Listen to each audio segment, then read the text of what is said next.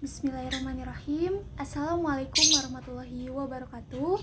Halo teman-teman, jumpa lagi. Dalam kesempatan kali ini, saya Rima Elviani, perwakilan dari kelompok analisis data menggunakan teknik bibliometrik.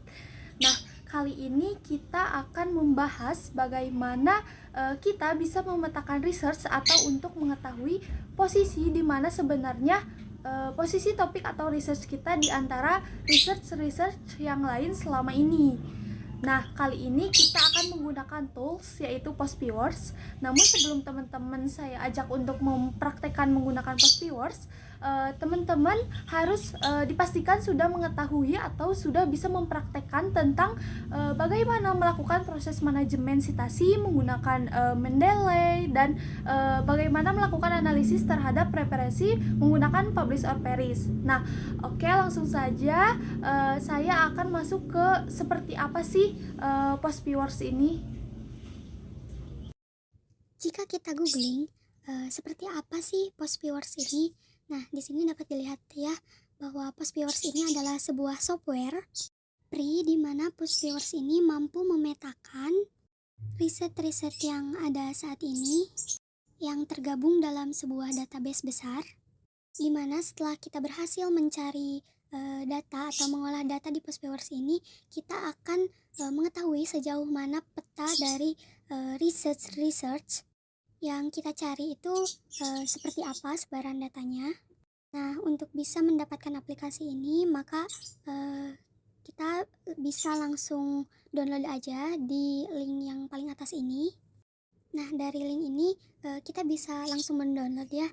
Nah, terlihat di sini banyak banget versi Postviewers-nya, dimana kita pilih yang terbaru aja, itu yang paling atas ya. Di sini ada Postviewers version 1.6.19. Nah, bisa langsung diklik dan kita download Postviewers yang for Windows ya. Tuh, dan mengunduh saja langsung. Nah, nanti file yang terdownloadnya itu akan berupa zip dan banyak file-filenya bisa langsung diekstrak aja ya.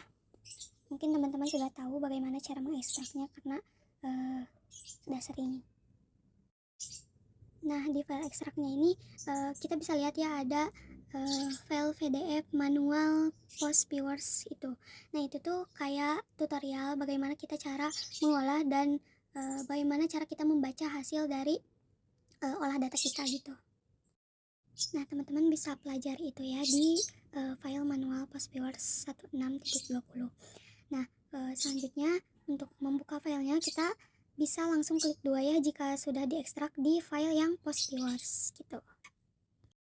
Lalu jika kita sudah punya Postviewers, kemudian pastikan kita juga sudah punya publish or perish gitu ya, seperti yang sudah dipelajari di kelas metodologi penelitian teman-teman. Dimana publish or perish ini seperti yang sudah kita pelajari di kelas ya. Publish or perish ini itu bisa digunakan sebagai analisis terhadap metadata dari referensi. Jadi bukan hanya menganalisis, tapi kita juga bisa mengunduh metadatanya, kita panen metadatanya, kemudian kita bisa lakukan proses analisis. Oke, kita langsung aja ya bagaimana cara menggunakan publish or perish-nya ini sendiri. Nah, suatu contoh, misal saya ingin mencari referensi atau bagaimana sih sebaran data mengenai jurnal tentang kesadaran akan sertifikasi halal.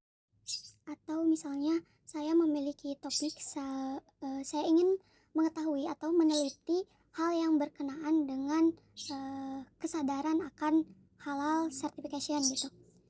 Nah, kemudian saya ingin mengetahui posisinya seperti apa saat ini, sehingga saya tahu gitu. Seandainya saya ingin meneliti tentang halal certification atau kesadaran halal certification, entah itu di bagian metodenya atau mungkin di bagian aplikasinya seperti apa. Nah, sekarang kita start. Untuk langkah pertama, kita masuk dulu ke publish or perish-nya. Langkah pertama kita lakukan ini karena tujuannya itu kita ingin melakukan atau memanen metadata. Jadi kita ingin mengetahui literatur itu misalnya contoh di Google Scholar yang disajikan, yang dihasilkan dalam database Google Scholar atau publikasi yang ada di Google Scholar itu yang berhubungan dengan awareness to implement halal certification, itu dalam bahasa Inggrisnya ya. Saya harus melakukan proses memanen di publish or perish ini. Misalnya kita ingin memakainya di database yang lain, misalnya Scopus atau mungkin website lainnya gitu. Nah, itu sudah tersaji semua. Cuman saya di sini contohkan untuk mencari datanya di Google Scholar aja ya, karena yang gratis aja, yang free aja gitu. Oke, kita langsung klik aja yang Google Scholar. Nah, kemudian kita cari, kita batasi dulu ya untuk publication name-nya itu. Jadi untuk jenis publication-nya adalah dari jurnal. Berarti di sini saya akan pilih jurnal atau mengetik jurnal. Lalu untuk title word-nya saya ingin masuk langsung ke bebas ya, boleh di title words atau di keyword. Kita masukkan saja topik yang ingin kita cari. Misalnya saya di sini masukkan awareness to implement halal certification. Lalu untuk maksimum numbernya di sini banyak pilihan ya. Cuman saya akan memilih data yang 200 untuk mempercepat aja ya. Seperti itu. Lalu untuk batasan tahunnya saya ingin membatasi misalnya dari 2010 sampai tahun ini 2023. Lalu langsung aja saya search, kemudian ini akan langsung bermunculan ya, akan ditemukan 200 metadata dari literatur yang berhubungan dengan title words atau keyword yang kita cantumkan. Nah, kalau datanya sudah keluar semua, kita selanjutnya akan melakukan proses save. Nah, untuk save-nya kita akan menyimpan dalam bentuk result and risk atau Rev Manager. Kemudian kita klik di foldernya, bisa dipilih ya. Kemudian untuk namanya itu kita ganti menjadi, misalnya di sini saya ganti jadi halal certification 1. Nah, oke, setelah kita save berarti kita sudah memiliki kelompok dari literatur yang dihasilkan dari publisher atau publish or perish maksudnya. Nah, misalnya kita memiliki literatur yang lain nih yang sudah kita siapkan sebelumnya melalui beberapa database. Misalnya dari bebas. Kalau saya ini dari PubMed. Kemudian ada referensi lainnya yang sudah saya akumulasi atau saya kelompokkan di folder di Mendeley. Maka kita langsung aja kita buka dulu Mendeley-nya. Misalnya saya di sini sudah memiliki satu folder di mana di sini isinya adalah jurnal yang berhubungan dengan halal certification yang saya temukan di beberapa sumber lain atau di beberapa database lain. Maka kita langsung aja masuk ke foldernya. Lalu kita klik file, kemudian ekspor. Nah, untuk ekspornya ini sama ya, kita simpan dalam bentuk RIS. Juga kita pastikan dalam bentuk RIS, cuman kita bedakan ya untuk namanya. Tadi kan sudah ya halal certification 1. Nah, untuk yang sekarang itu karena file sumber datanya berbeda, jadi kita tulis halal certification 2 untuk nama filenya. Nah, sehingga sekarang kita sudah punya 2 sumber. Nah, sekarang kalau kita sudah punya 2 sumber ini, langkah selanjutnya kita masuk atau kita membuka aplikasi olah datanya, yaitu Pospviewer. Nah, di sini saya sudah buka ya. Saya sudah buka. Nah, sebelumnya saya perlu menjelaskan dulu di dalam Pospviewer ini ada apa saja ya menunya. Di sebelah kiri, yang sebelah kiri ini ada menu-menu di sini. Nah, di sini ada create, di mana create ini adalah menu untuk kita memulai atau untuk melakukan analisis. Kemudian ada open. Open itu jika analisis itu sudah kita simpan, kemudian kita ingin membuka kembali. Kemudian ada save jika ingin menyimpan, dan kemudian screenshot itu jika kita ingin menyimpan hasil analisisnya dalam bentuk gambar. Kemudian ada info manualnya dan about post viewer. Kemudian sebelah atas di sini ada network visualization, di mana ini dalam bentuk jejaringnya atau topik-topik itu. Nah, misal kita cari berdasarkan kata, ya berarti dari kata-kata yang sesuai dengan topik yang kita cari, maka jejaringnya akan sesuai dengan kata-kata yang kita cari. Kemudian yang tengah ini ada overlay visualization.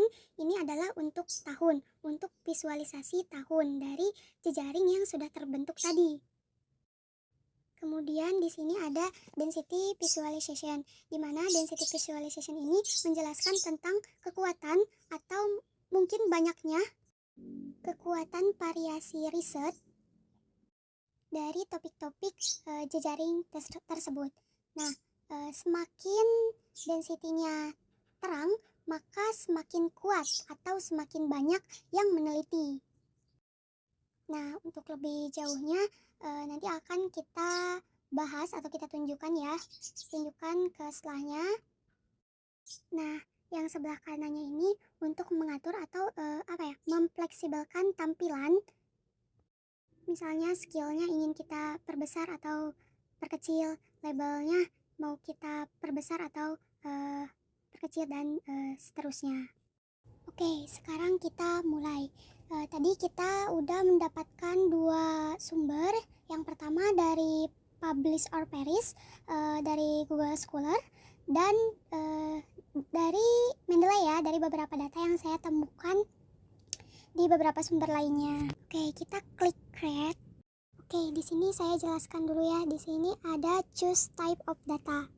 Yang pertama ada create map based on network data. Nah, kita memilih ini jika kita sudah memiliki map, artinya kita sudah ada data network gitu ya. Kemudian yang kedua, create map based on bibliographic data.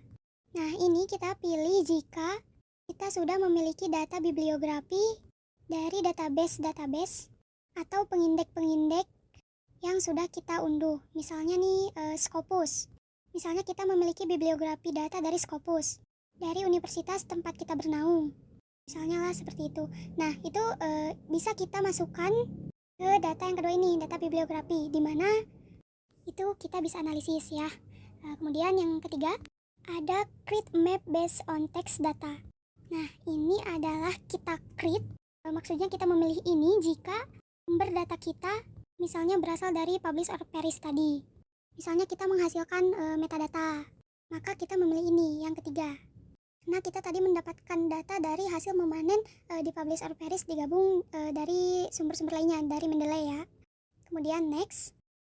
Lalu selanjutnya kita diminta untuk memilih data dari data source. Nah, kalau read data from post viewer files ini itu jika data tersebut dari post viewer. Karena di dalam post viewers juga memungkinkan untuk menghasilkan metadata. Kemudian read data from bibliography database files itu sama ya seperti kita tadi mau pilih yang kedua. Misal kita punya data bibliografi dari Scopus atau misalnya Web of Science, maka yang kita pilih ini yang kedua ya, yang read data from bibliography. Kemudian yang ketiga ada read data from reference manager files. Nah, ini tuh jikalau datanya seperti yang saya contohkan tadi ya. Jadi dari hasil kita memanen data dari Publish or Perish atau dari sumber-sumber lainnya yang dikumpulkan di Mendeley yang berupa file RIS, EndNote, dan apa sih sebagainya. Nah, kalau data kita ini tadi kan RIS ya. Kemudian yang terakhir ada download data through API, di mana kita memilih ini. Misalnya kita mendapatkan data API ini dari Microsoft Academic, Crossroads, dan lainnya, sesuai yang disajikan di sini. Oke, karena data kita ini berasal dari data RIS, jadi kita pilih yang ketiga ya. Setelah itu klik next. Lalu di sini kita disuruh atau diperintahkan untuk browse dan meng-up datanya. Setelah filenya ditemukan, kita langsung CTRL aja. Kalau misal ada dua file CTRL dan kita blok dua-duanya. Benar ya, ada halal certification 1 dan halal certification 2. Setelah itu klik ya, dan otomatis di sini akan terbaca ya filenya. Selanjutnya next. Lalu kita masuk di pilihannya, di mana di sini ada fill from which terms will be extract. Untuk pilihannya di sini yang pertama ada title dan abstract, di mana maksudnya apapun kata-kata atau topik yang terkait itu dipotong-potong dan dikelompokkan. Kalau misalnya title fields berarti berdasarkan title saja. Begitupun dengan abstract field, ya abstrak saja. Oke, kita pilih yang title and abstract files. Setelah itu ini diabaikan saja, kemudian kita next. Nah, kemudian di sini ada pilihan ya, counting binary method. Yang pertama di sini ada binary counting.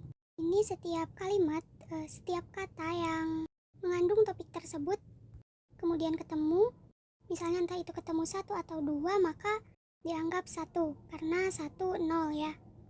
Kalau full counting itu sesuai dengan ketemunya itu. Kalau misal ketemunya 2, maka dianggap 2. Kalau ketemunya 3, ya dianggap 3. Ini terserah ya mau memilih yang mana. Misalnya kita mau memilih yang binary counting. Nah, untuk yang thesaurus ini ya bisa diabaikan saja, cuman bisa juga dipakai karena thesaurus ini fungsinya untuk memastikan misalnya yang pengarangnya kita selama ini kenal itu misalnya Siti. Ketika misal Siti atau bertemu dengan SITY, maka di sini kita kondisikan. Ya, seperti itu. Nah, kemudian next.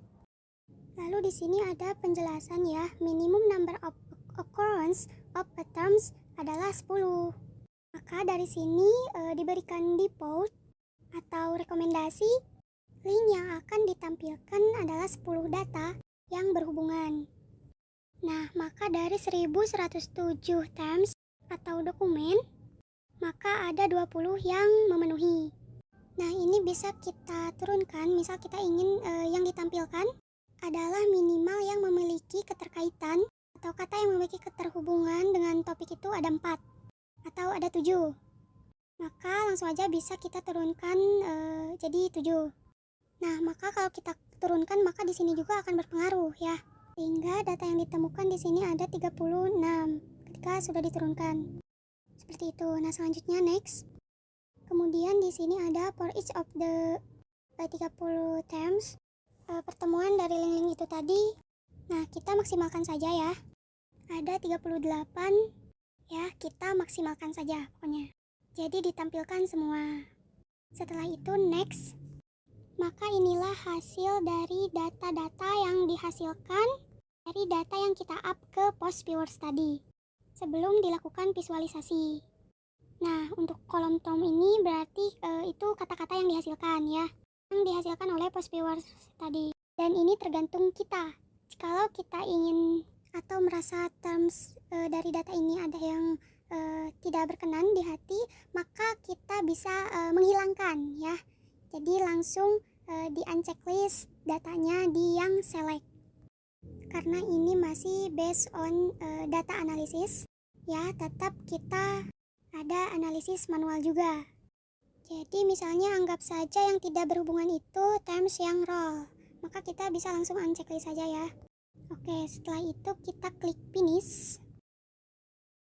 Nah, di dalam network visualization ini adalah hasil dari visualisasi terhadap jejaring atau topik-topik yang sudah kita analisis tadi.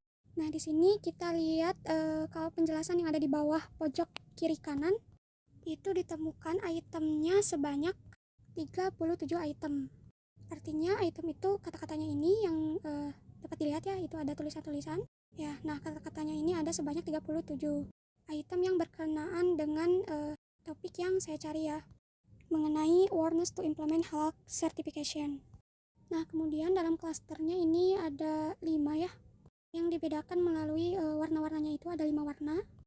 Ya, ada biru, merah, ungu, kuning, dan hijau. Jadi ada 5 klaster. Kemudian linknya ada 472 ya. Dan kemudian untuk total link strength atau kekuatan linknya itu ada 1783 ya. Nah, dari sini kita bisa menganalisisnya ya. Misalnya yang kita cari tadi itu mengenai topiknya awareness to implement halal certification ya. Nah, posisi si halal certification ini di mana dan awareness to implement halal certification-nya itu di mana gitu. Di mana posisinya? Kita cari ada di dalam klaster mana gitu. Dan ternyata ada di sini ya. Nah, kemudian itu hubungannya bagaimana gitu ya. Kalau kita lihat secara keseluruhan, ternyata riset yang berhubungan dengan halal certification adalah halal dan turunan-turunannya sendiri, aspek-aspek turunannya sendiri. Dibuktikan dengan lingkaran ini, lingkaran yang ada di klaster 1. Ini dia kedua yang paling besar setelah awareness. Dan kalau dilihat dari jejaringnya, ini jejaring yang paling tebal-tebal. Dimana artinya secara research, posisi research halal certification ini yang paling banyak diteliti, dan ini berhubungan dengan apa saja. Ini kita bisa lihat ya, dia berhubungan dengan implementationnya, kemudian halal produk, halal awareness, dan lain sebagainya. Nah, sekarang posisi halal awareness sendiri itu ada di mana? Ternyata ada di sini. Di mana halal awareness ini secara research itu masih belum banyak yang meneliti research yang berhubungan dengan halal certification. Nah, sehingga dari sini kita bisa tahu posisi penelitian atau research tentang halal awareness ini seperti apa, kemudian terhubung dengan topik-topik apa saja, dan peluangnya bagaimana gitu ya. Nah, selanjutnya kalau melihat kebaharuan ini kita bisa lihat di overlay visualization. Nah, di sini dipaparkan mengenai kebaruan dari penelitiannya ini sesuai dengan warnanya ya, dimana semakin terang itu menunjukkan warna yang terbaru gitu. Dan sebaliknya semakin ke kiri atau semakin gelap warnanya itu menunjukkan bahwa penelitiannya itu lebih lama gitu tahunnya. Seperti itu ya. Kemudian untuk density visualization-nya, nah dari sini bisa diketahui yang paling banyak peneliti lakukan riset itu di bagian apa. Nah, di sini dilihat yang paling terang itu mengenai awareness, halal certification, kemudian implementation-nya ini cukup terang ya, dan yang paling terang dibanding yang lainnya. Sehingga jika warnanya semakin terang, kuningnya semakin terang, itu menunjukkan bahwa penelitiannya ini sudah banyak mengenai topik tersebut. Sedangkan kalau misal warnanya masih buram dan redup, itu berarti menunjukkan bahwa topik tersebut masih jarang diteliti gitu ya. Nah, sehingga mengenai topik halal awareness ini menurut pandangan saya ini masih terbuka peluang ya. Karena yang meneliti halal awareness ini masih belum terlalu banyak gitu. Tapi meskipun seperti itu, kita tetap harus jeli di bagian mananya. Di bagian mananya yang belum terjawab, Bisa jadi memang topik ini yang memang tidak menarik, atau topik ini masih under proses. Nah, kita melanjutkannya di dalam kajian literatur review. Oke, mungkin seperti itu mengenai bagaimana cara kita melakukan pemetaan terhadap topik research kita, di posisi mana topik research kita, sehingga kita bisa menemukan novelty dari topik yang kita cari ini. Nah, sebelum saya tutup, ini misalnya kita ingin menyimpan, maka kita bisa langsung klik screenshot dan nanti akan tersimpan dalam format PNG gitu ya.